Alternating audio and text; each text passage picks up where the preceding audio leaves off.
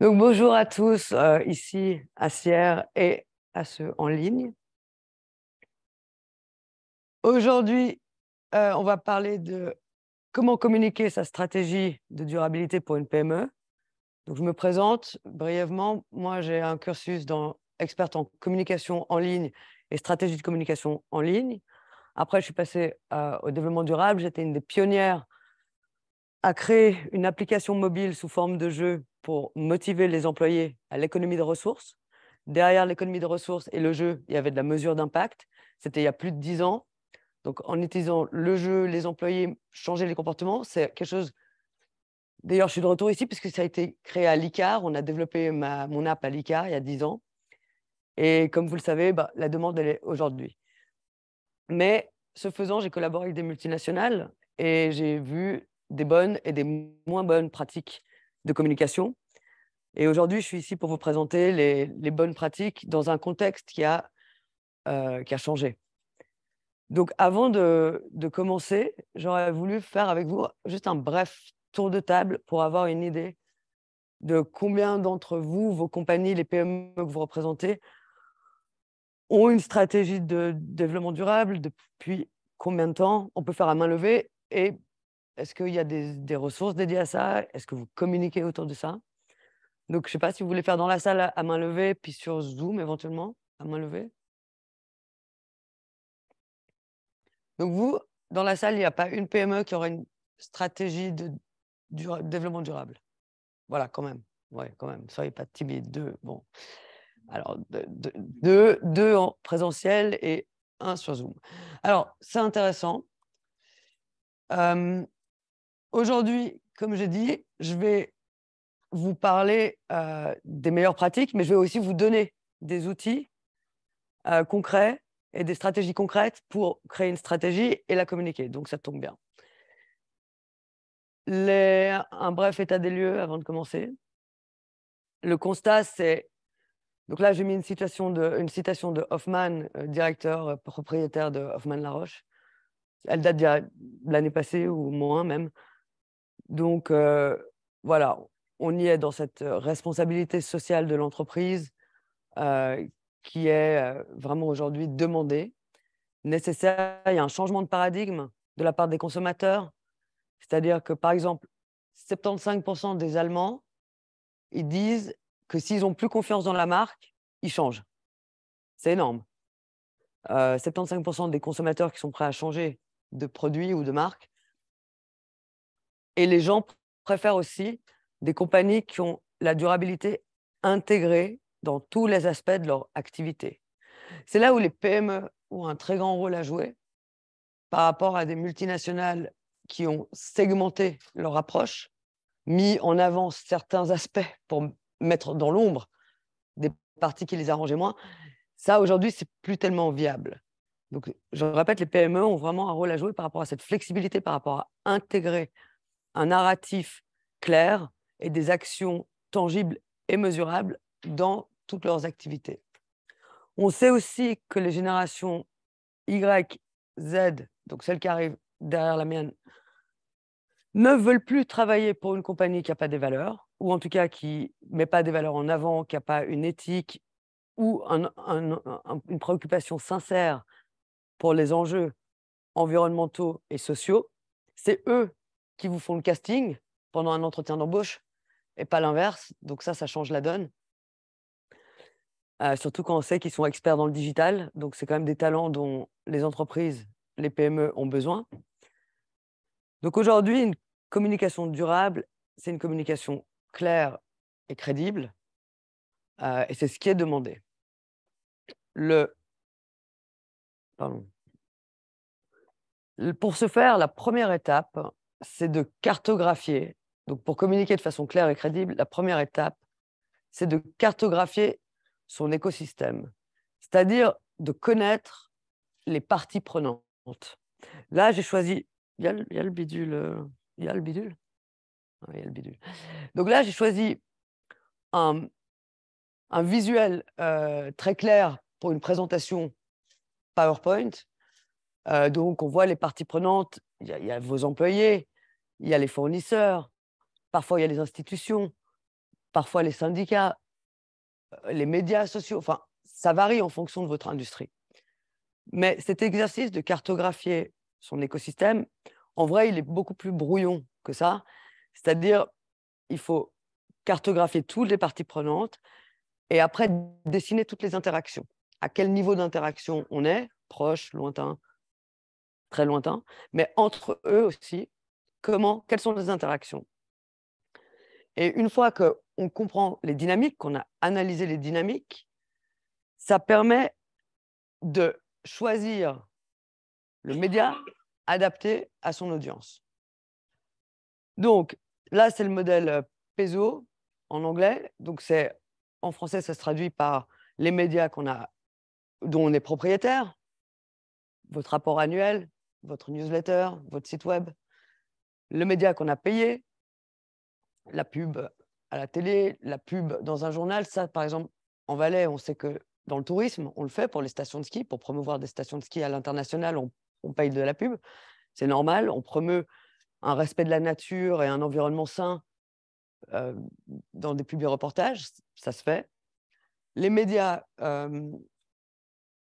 sociaux, évidemment. Alors, moitié gratuit, moitié payant, parce que quand on se lance dans des vraies stratégies de réseaux sociaux, c'est payant. Et puis, les médias qu'on a gagnés, mérités. Donc, vous faites une action concrète, et puis la presse, par exemple, vient vous chercher, ou la télé. Donc, on en arrive à l'exemple de retombées presse. Donc, j'ai pris la ville de Sierre, parce qu'on est ici, aujourd'hui, ma ville natale, et parce que, par exemple, la ville de Sierre donc, a investi dans ses infrastructures, dans sa mobilité, et a gagné le prix, la Cité de l'énergie Gold. Donc, ça l'inscrit sur un réseau beaucoup plus large européen. Évidemment, c'est de la bonne communication, d'adhérer à un label ou d'obtenir une certification. Ça reste aussi un outil de communication. Et de là, on découle la presse. Donc, oui, c'est une ville, mais c'est exactement la même mécanique pour une PME. La même. Vous investissez ou vous fédérez vos employés pour une mobilité douce, vous avez des statistiques, vous communiquez, et en fonction de la taille de votre entreprise ou de la portée de votre action, ça intéresse la presse, la télé locale. Il y a un avant-après sur une économie de carbone. Donc, les données, comme je viens de le montrer, l'avant-après, ça se mesure. Et puis, ces mesures, ces données, c'est un vrai outil de communication. Par exemple, est-ce que vous en avez? Moi, je ne sais pas, votre compagnie, forcément, votre PME, d'une façon ou d'une autre, génère des données. Là, je vois les têtes qui acquiescent dans le public. Donc, vous en avez. Est-ce que, par exemple, des données sur la diversité des employés, c'est des données qu'on peut utiliser pour communiquer dans la durabilité? Des données sur la mobilité des employés, c'est des données qu'on peut utiliser. Ensuite, si on n'en a pas, on peut en intégrer à travers des partenaires externes, des startups, des instituts de recherche. Donc là, je vous montre l'exemple de, par exemple, l'HESSO, qui intègre des données avec une startup, enfin, Bilang, pardon, sur les repas des universitaires. Et donc là, évaluation égale communication. Donc, toutes les entreprises n'ont pas une cafétéria, mais tous les employés mangent à midi. Peut-être vous faites livrer les repas sur site si vous êtes un peu à l'extérieur. Donc, là, je vous montre une stratégie qui est simple et efficace, c'est-à-dire que si 2 fois par semaine, 1 fois par semaine, on fait livrer un repas végétarien, par exemple une salade grecque, on est en été, c'est possible, et on peut communiquer sur la réduction du bilan carbone à l'interne de l'entreprise. Ça, c'est une vraie stratégie où, typiquement, l'évaluation, c'est de la communication. Là, agréger des données. Alors, par exemple, fédérer ses employés en interne, le Bike to Work. Est-ce que vous connaissez le Bike to Work? Ouais, ok, j'ai dit oui dans l'audience. Donc, le Bike to Work, c'est une campagne nationale ou pendant les mois de mai et juin, où il fait normalement assez beau, les employés, vous motivez vos employés à utiliser le vélo pour aller au travail. Et il y a quand même 80 000 personnes qui contribuent en Suisse. Et le Bike to Work, donc c'est l'exemple d'agrégation des données parce que ça vous donne des données sur le CO2 économisé par vos équipes pendant cette période. Si vous n'aviez jamais regardé la mobilité de vos employés, c'est intéressant, ça vous fait un avant-après. Ça vous met le pied à l'étrier, enfin à la pédale, pour continuer, surtout en été, jusqu'à septembre ou octobre. Et là, j'ai choisi Morand. Bon, je ne l'ai pas choisi, mais je vous montrerai après. Donc là, il économise 156 kilos. Bon, c'est l'équivalent d'un aller-retour en voiture, Sierre, Milan, enfin un poil plus, mais en gros, c'est ça. Donc, OK. Mais là, vous voyez qu'il y a une entreprise de Zurich, ils ont eu 2 participants. Et alors, c'est pas grave, ils ont quand même eu des stats, ils ont quand même commencé. Peut-être que les 2 participants ont motivé 3 autres. Et si vous allez plus loin dans les bilans carbone, dans les certifications, dans les normes ISO, etc., ou pas, il y a 3 sortes d'émissions, directes, indirectes, enfin directes, moyennement directes, l'énergie par exemple, et indirectes. La mobilité des employés, c'est indirect. Ça rentre, si vous faites un bilan carbone de votre entreprise, ça rentre dedans. Donc cette histoire de vélo qui a l'air anodine est en fait un vrai outil de communication et de stratégie de durabilité et de bien-être aussi des personnes en entreprise. Là, je vous ai choisi un exemple de stratégie intégrée par rapport à tout ce dont je viens de parler. Donc, Morand, qu'on connaît tous. Donc, Morand, déjà, on voit que déjà le développement durable, il est sur une section de son site web. Donc, déjà. Pardon, j'ai touché le truc.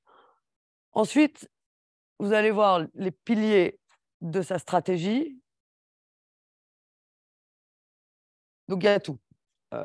L'environnement, la mobilité, la diversité, les offres caritatives, les communautés, les ambassadeurs. Donc, on commence par... Pardon, je tourne le dos à la caméra. On commence par des données internes, 40 tonnes de purée de fruits distillés, ça vient de chez eux. Ils prennent les noyaux des abricots, ils en font des kilowatts, ça vient de Oiken. Donc là, on est sur une valorisation des déchets, on est sur de l'environnemental. En termes de communication, on est pas mal. Ensuite, la mobilité. Je reviens au fameux vélo. Là, on est sur un sujet qui est d'actualité, qui intéresse énormément les scientifiques aujourd'hui, la recherche, c'est le fameux dernier kilomètre. Si vous avez des livraisons de produits, ça vient en train, ça vient en avion, le dernier kilomètre. Aujourd'hui, on s'intéresse à l'impact du vélo cargo qui économise énormément de CO2. Eh ben, ils ont le cargo avec des kilomètres parcourus, des tonnes. Ici, les travailleurs intégrés. On est dans la diversité. La diversité, c'est un angle. C'est ce que je vous ai dit avant, il y a eu un changement de paradigme. La diversité, communiquer sur la diversité de ces ressources humaines, c'est un vrai argument de durabilité et de communication. Il reverse à des œuvres caritatives. Donc ça, c'est, comme on l'a vu avant sur les médias, le modèle PESO que je vous ai montré. Typiquement, ça, c'est la photo de l'association avec un chèque, 2 000 francs de chez Morand, merci. Voilà, donc ça passe généralement dans des publications plus locales, mais ça reste de la com.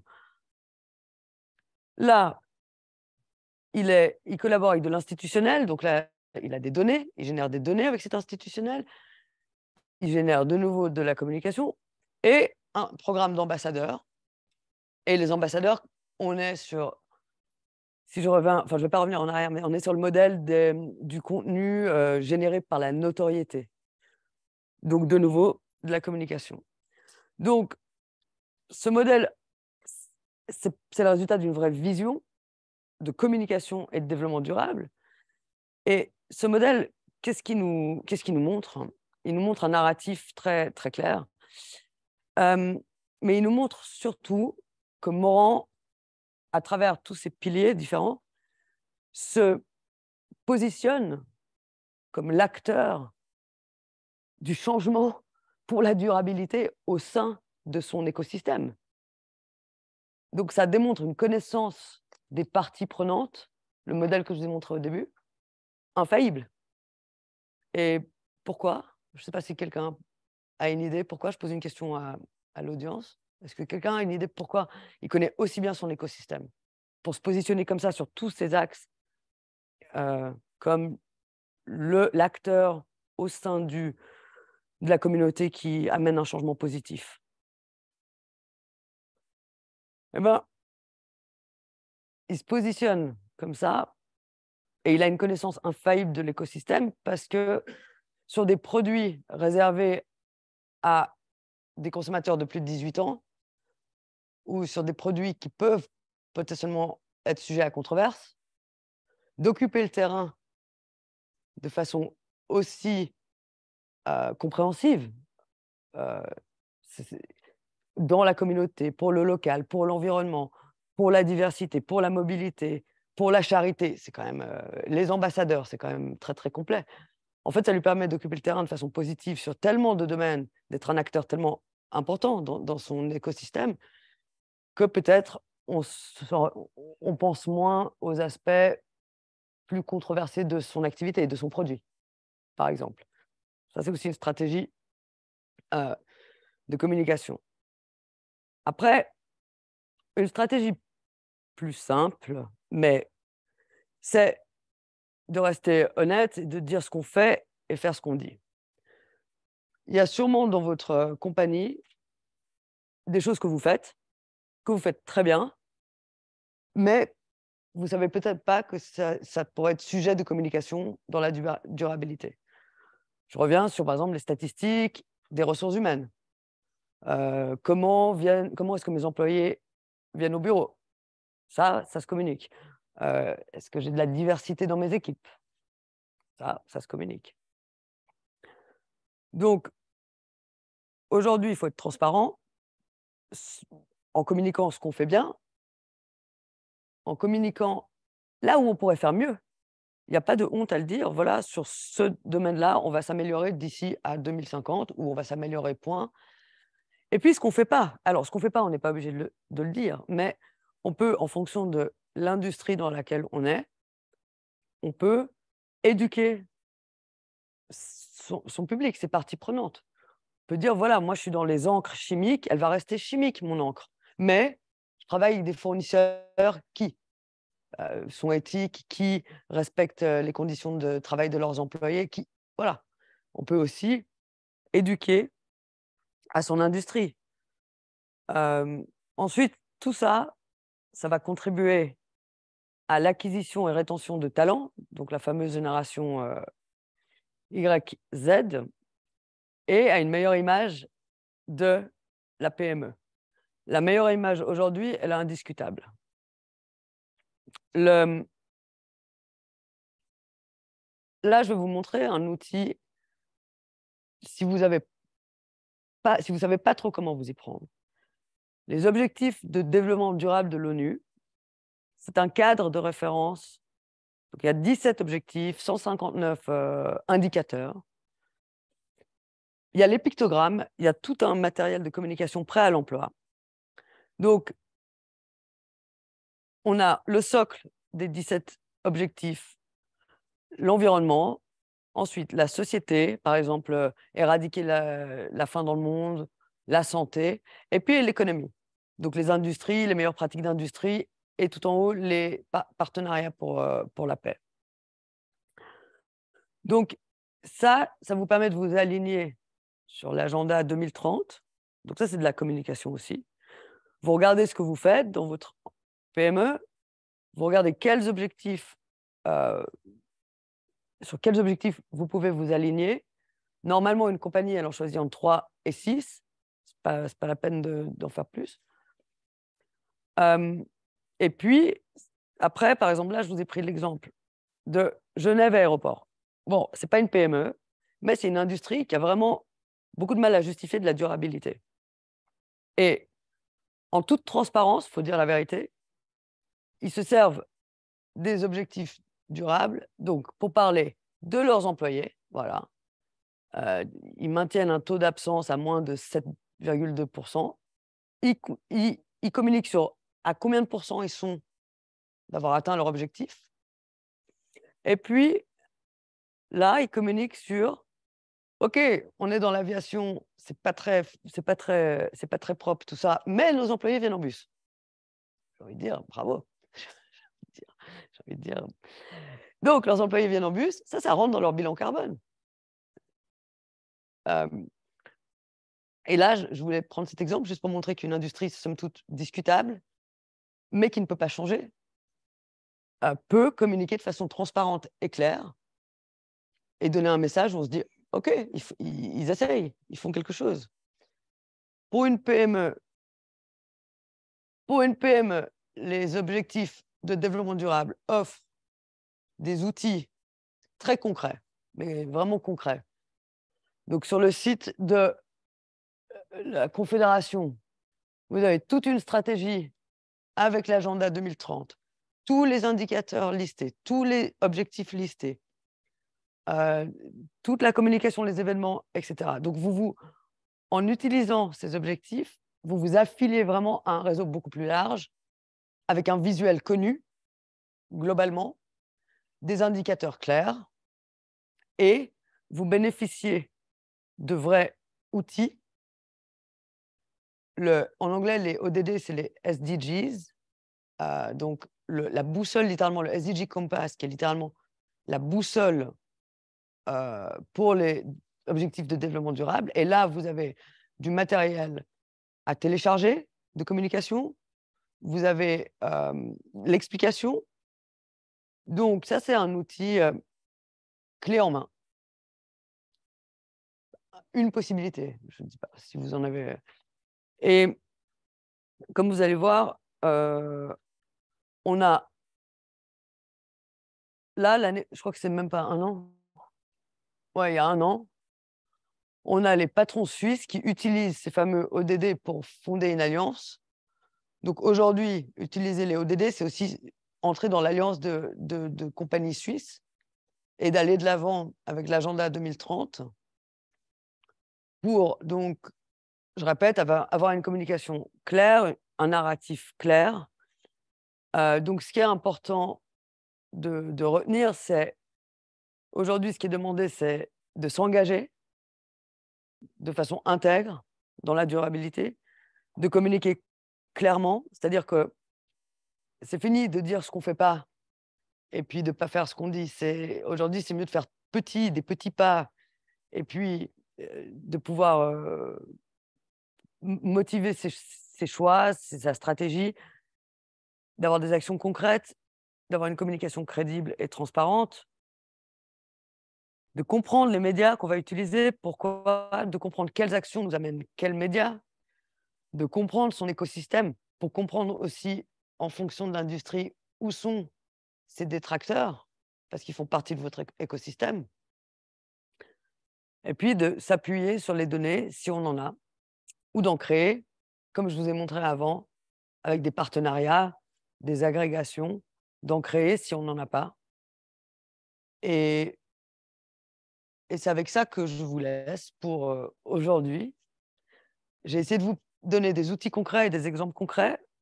Et puis maintenant, je voulais laisser vraiment de la place pour les questions, les réponses. Je reviens volontiers sur des diapos si vous avez besoin. Merci Marie-Laure. Je pense qu'on peut l'applaudir avant les questions, déjà. Bah, merci. Bloquer la caméra. Oui. Non, elle est bloquée. Y aurait-il des questions dans la salle pour commencer, avant que je passe à celles qui sont en ligne? Marie-Laure, il y a une question en ligne qui demande en fait où est la frontière avec c'est un mot qu'on n'a pas entendu prononcer, c'est le greenwashing. Comment est-ce qu'on peut se situer en disant, bah là, est-ce qu'il y a une limite à franchir ou à ne pas franchir? Cet aspect greenwashing. Bah, la limite, en fait, le greenwashing, c'est un terme qui date quand même des années où les multinationales prétendaient entreprendre certaines actions qu'elles n'entreprenaient pas vraiment. Donc aujourd'hui, c'est ce que j'ai voulu montrer avec cette présentation, c'est que le changement de paradigme aujourd'hui, il est clair. C'est mieux de faire peu et, et de dire ce qu'on fait, et puis d'expliquer ce qu'on ne fait pas, plutôt que de dire, d'inventer des histoires, des narratifs qui ne sont pas basés, qui sont basés peut-être qu'à 20% sur la réalité. Aujourd'hui, c'est vraiment demander d'être beaucoup plus transparent. Donc, forcément, si on est transparent, on ne peut pas faire de greenwashing. Ok, très bien. Et en fait, j'espère que ça vous a été utile quand même, les outils. Je suis à votre disposition si vous avez plus de questions. Là, Marie-Laure, il y a encore une question en ligne. Vous avez très peu parlé de budget. Donc là, il y a peut-être des PME dans la salle ou en ligne aussi. Est-ce qu'il faut prévoir une enveloppe budgétaire pour faire tout ce que vous avez dit là, ou c'est simplement quelques heures de travail suffisent pour maîtriser tout ça? Ou est-ce qu'il faut peut-être s'approcher de spécialistes comme vous pour ce genre de choses? Alors, oui, par exemple, c'est pour ça que je vous ai montré des exemples gratuits. Par exemple, je fédère mes employés sur le vélo et puis j'atteins un bilan carbone et puis là, j'ai de la presse ou de la télé. Ça, c'est gratuit. Bon, il y a un investissement de temps de la part peut-être des ressources humaines ou de vous-même pour dire, OK, on se lance dans le bike to work qui vient. Bon, d'accord, on est d'accord. Mais ça, c'est quand même des choses relativement à coût bas, qui est un début de stratégie. Après, c'est pour ça que je vous ai aussi montré l'exemple de Morand, qui est quand même très complet. Là, on voit qu'il y a une vraie vision, un vrai planning.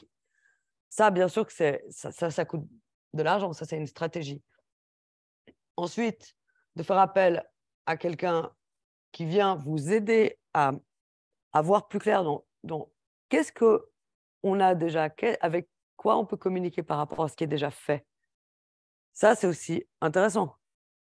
Est-ce qu'on fait un questionnaire pour les employés? Par exemple, si vous dites, OK, moi, à l'interne, je n'ai pas de données sur la mobilité de mes employés parce que j'y ai jamais pensé, parce que bah, un questionnaire, ça coûte pas très cher.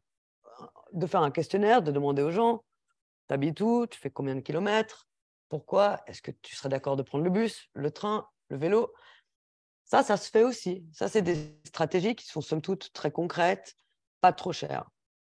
Maintenant, pour répondre à la question, une stratégie compréhensive avec les médias, la cartographie de l'écosystème inclus, oui, ça, quand même, on commence à rentrer dans des stratégies plus importantes sur le temps. Et au niveau estimation budgétaire? Ça dépend des objectifs et de la taille de la compagnie. On peut faire avec peu et on peut faire très bien avec peu, avec des partenariats. On peut faire des belles stratégies et de la bonne communication. Et après, on peut investir.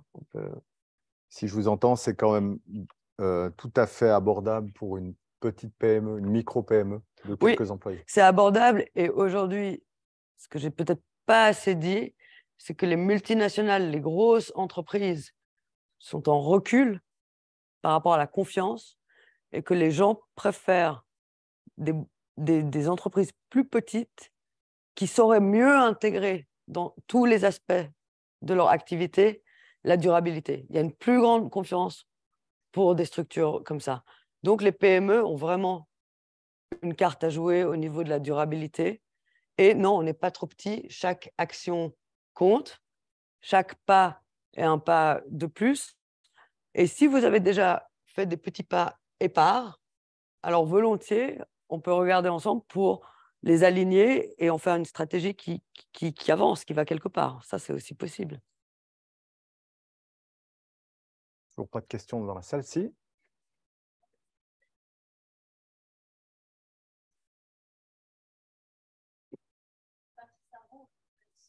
C'est une question qui était en ligne aussi, donc sur qui donne finalement l'impulsion, par qui ça rentre dans l'entreprise, ce genre de démarche?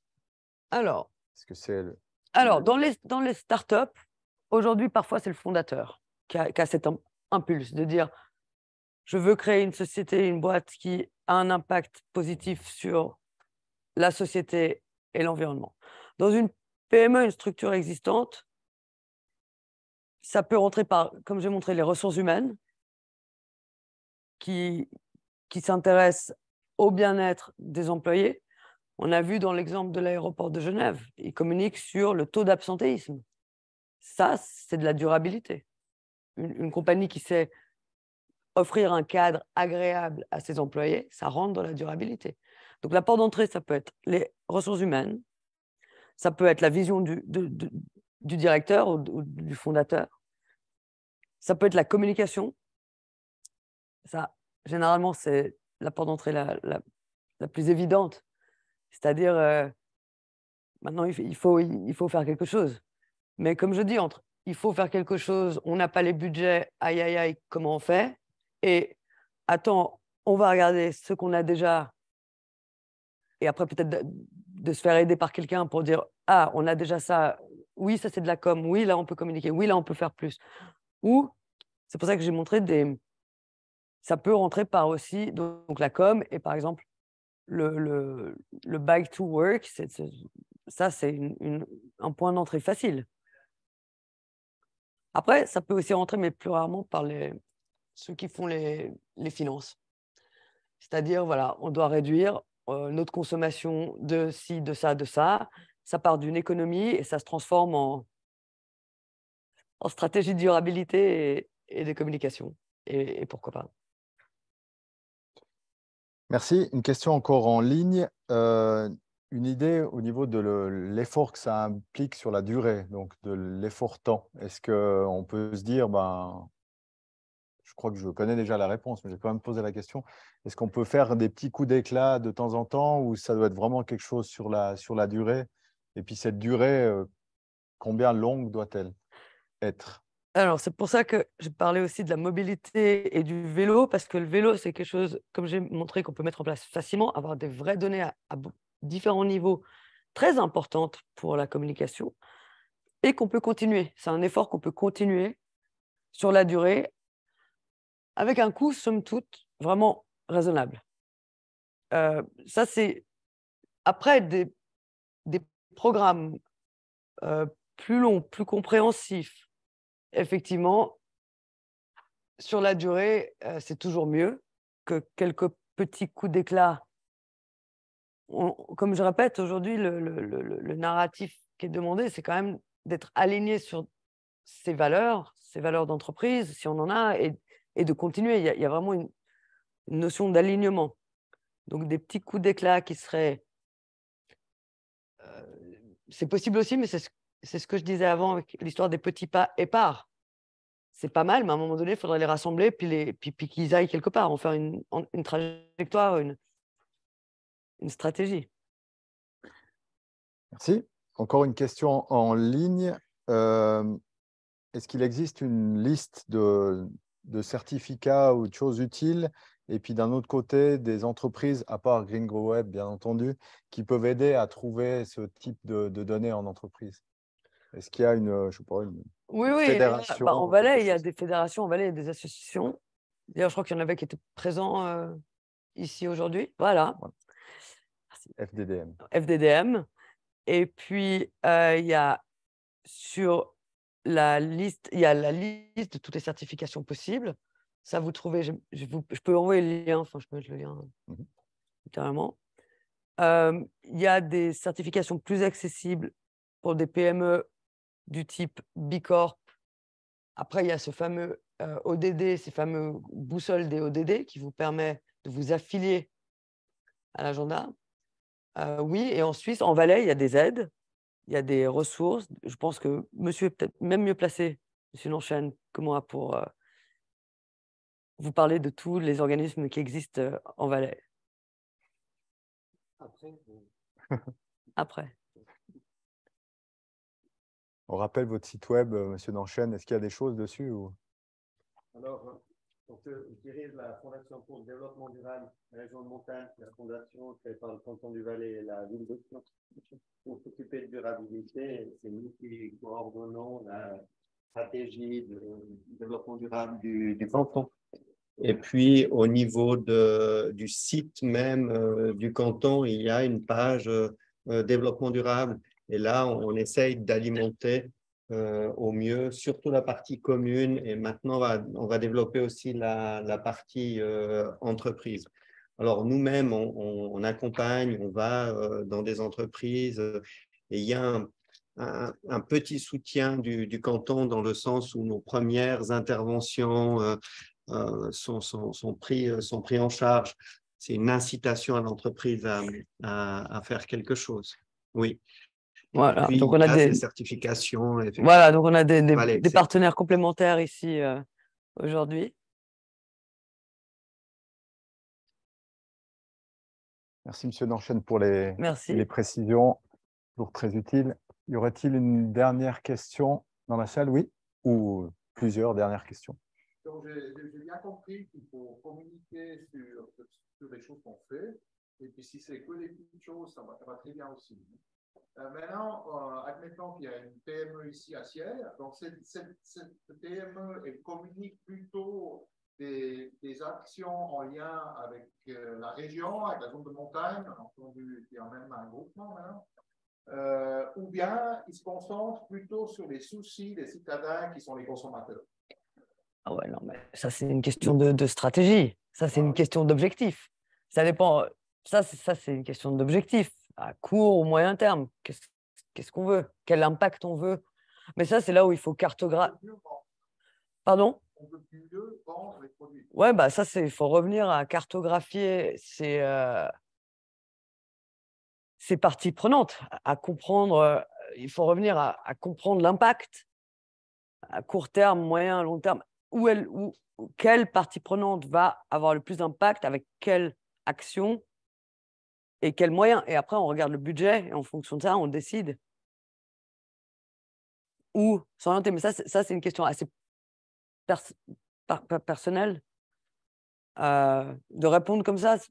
Enfin, il faut voir les objectifs, il faut voir l'impact, il faut voir les budgets que vous avez à disposition. Je vous en prie. D'autres questions?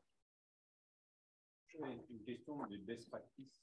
Question sur les best practices et les méthodes. Communication externe. L'importance de la communication interne. On parle de l'importance de la communication interne. Vous savez, cette communication, on passe au lien entre la communication externe et la communication interne au sein de l'organisation. Quel lien faire entre la communication interne et externe pour la communication?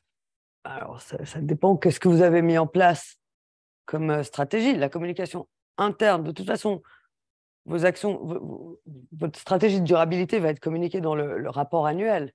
Ça, c'est interne et externe. Si vous avez des investisseurs, un board, des actionnaires, bah ça, c'est externe, mais interne.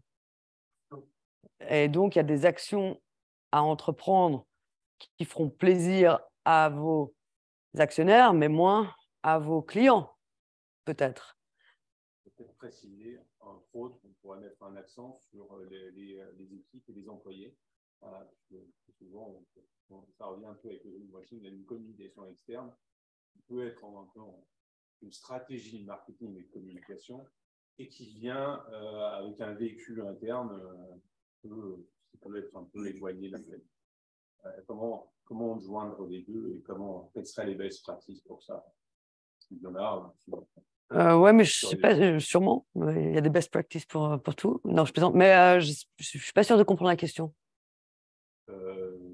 Comment managérialement parlant, faire adhérer à une stratégie de communication? La question est au niveau du ok. Comment faire adhérer à… Ah bien, donc ça, c'est plutôt de l'adoption à l'interne des employés. Ça revient aux parties prenantes. Comment vous les intégrez? Est-ce qu'il faut passer par des workshops? Est-ce qu'il faut passer par de la communication d'entreprise à l'interne, nous allons faire ceci pour telle raison et votre rôle est précieux car vous allez contribuer à… bon, votre exemple n'est pas très précis en l'occurrence, mais on peut en parler après si vous voulez. Donc, l'adoption d'une stratégie externe par les employés à l'interne, bah, ça passe par une vision, ça passe par communiquer la vision. Nous allons là-bas, nous allons tous y gagner parce que voilà ce qu'il y a là-dedans pour toi, individuellement. Et viens avec nous, monte dans le train, on y va, ça va être super, on va sauver la planète, on aura des clients heureux, on va vers ça. C'est ça qu'il faut. Là, il s'agit d'une vision à communiquer et d'intégrer tout le monde. C'est ce qui manque généralement dans les stratégies de top-down, de haut vers le bas.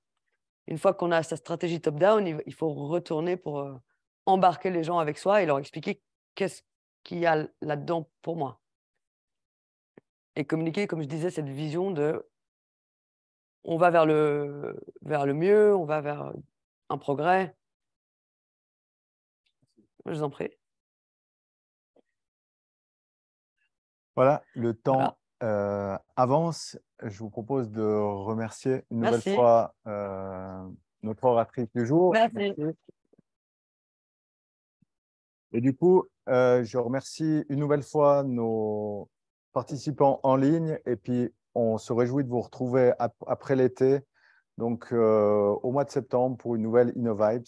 Merci beaucoup et portez-vous bien.